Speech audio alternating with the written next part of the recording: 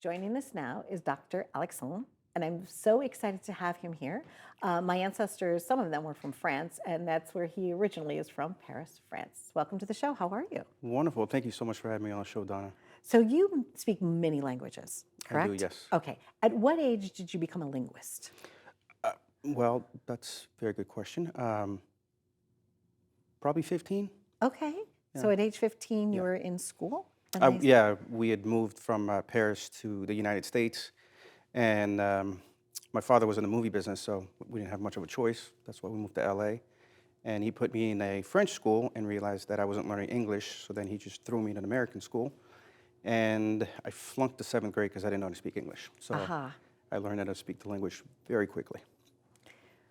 Who was your first friend here in the United States that kind of like buddied up with you? Did you start making friends? Was there one person in particular that kind of took you under their wing? My first friend, I would have to say Nick DiPadova. Okay, Yes. so here was Nick, and you're this kid from France. Mm-hmm. And Nick said, all right, maybe you talk with a little accent, you don't speak Yeah. English so well, but like come over to the house and let's do what? We started playing football together. Okay. And that's how really we just became best friends until today. Until today. Yeah. Oh, he's still your friend. He is still my friend. He's going to yes. love that shout out that you acknowledged him in this. You know, and that's kind of what it's about. When you're living in a culture and you're growing up, I think it's so important that you can kind of connect with someone as you grew up, you know, because bedside manner for what you do is so important. You have to kind of understand what that patient's going through in order for them to make, you know, for you to make a difference. Yeah, right? that's very true. Especially what we're going to be talking about today, because that is leg lengthening. And I did not know, Dr. Alexandre, that you could even do that. I'd never heard of anything like that, right? Why is it important for some people in society to have height as an advantage? Like, what is it that they're feeling, that they're coming to you with? Well, a lot of patients actually come to us due to self-esteem issues. Okay. I've also had a lot of patients from Korea and Japan come to me because they couldn't get a job because they were under 6 feet tall. And apparently in that culture, if you have the best resume, you could have gone to Harvard, but if you're under 6 feet, you're not getting the job. So a lot of patients would actually get the procedure in order to get a profitable job in that particular culture. In the United States, it's more about self-esteem. I mean, the reality is, would you date somebody who's 5'1"? If you're 5'8", and you could be the best person on the planet, but it's just there's no chemistry. So a lot of men, unfortunately, aren't able to get the I guess in a way the girls they want because they're too short. So they would come to us and tell us, hey, is there anything you could do? And now with these new procedures that are through a new invasive nail, which is a minimally invasive procedure that takes about an hour and a half.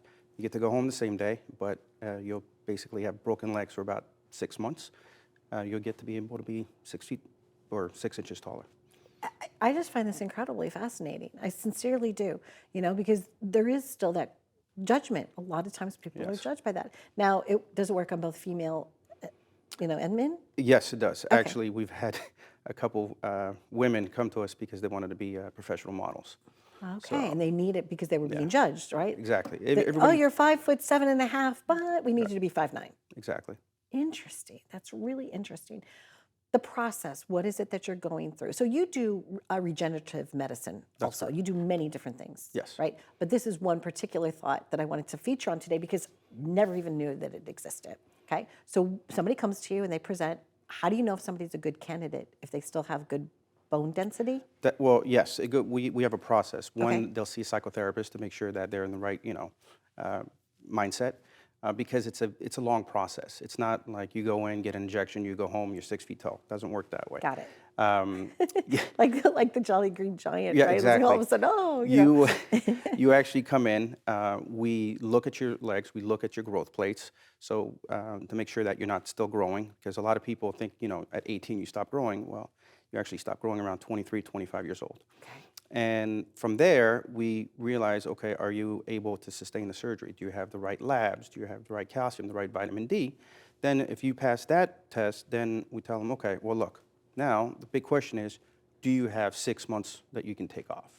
because that's Can the you work long, remotely exactly. from the comfort of your own bed? Yes. Right. So because of COVID, actually, that actually helped us because a lot of patients were, staying home. Right. So since you're able to be, 50% of your weight for approximately 6 months because you want to get 6 inches, people were able to get the particular procedure.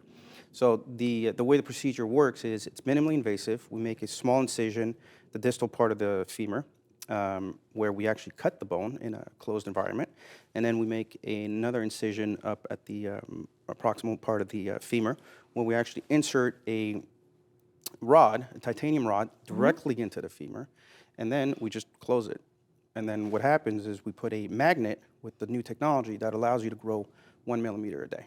So the magnet is caused, instead of it like Yeah, cranking. no You're more not cranking. cranking. Yeah, you'll see a lot of stuff like in Turkey, Right. Greece, where you're cranking your leg up. No, now it's with technology, we're able to put a magnet and it actually grows 1 millimeter a day. So from a a sustainable standpoint, it works very well. Wonderful. And I'm just going to ask this because I'm sure the audience is wondering too.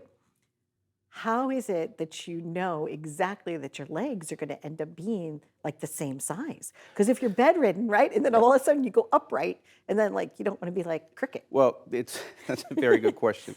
We actually take X-rays over basically Okay. on a weekly to biweekly basis, and the magnet also tells us the technology. It's all AI. Tells us okay, amazing, it's right? moving to the same speed, and you're also doing physical therapy on a daily basis. It's not like you're just bedridden. We want you, doing physical therapy so that you can have full extension in your legs, because people don't realize that being 4 to 6 inches taller completely changes your entire environment, your proprioceptions, and so forth. Just sitting in this chair, for example, you might just fall a couple more inches because you're much taller. Recently, there was someone that had, it's called CMT, Charlotte Tooth Syndrome, Charlotte with tooth right, syndrome, yeah. exactly, with like a clubbed foot or something like that. And now with technology, they also have braces Yep. that can also help that. I find technology in medicine, when put in the right hands, like someone like yourself, it can come up with amazing results. So do you love what you do? What are you most passionate about? I am, yes, very. Yeah. Yes, there's not another thing I would do in my life. So doctor, on a fun note, if you were going to do something, and I know that you can't do it to yourself, but if you could, what would you have? What procedure would you do for regenerative medicine?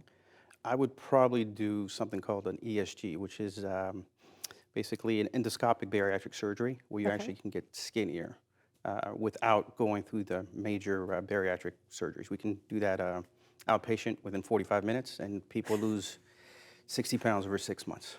I'm calling you right now. Hello, hello.